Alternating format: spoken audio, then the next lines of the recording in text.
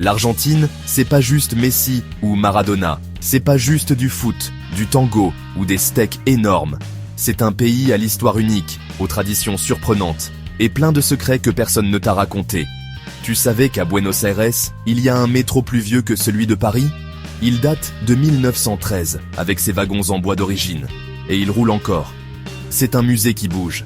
L'Argentine a aussi été un des pays les plus riches du monde au début du XXe siècle.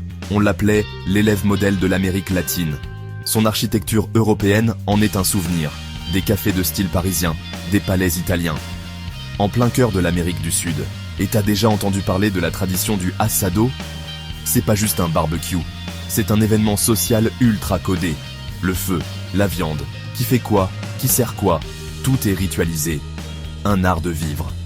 Autre fait étonnant, l'Argentine a sa propre langue des signes. Elle est différente de la langue des signes américaine ou française. C'est une vraie langue à part entière, reconnue officiellement.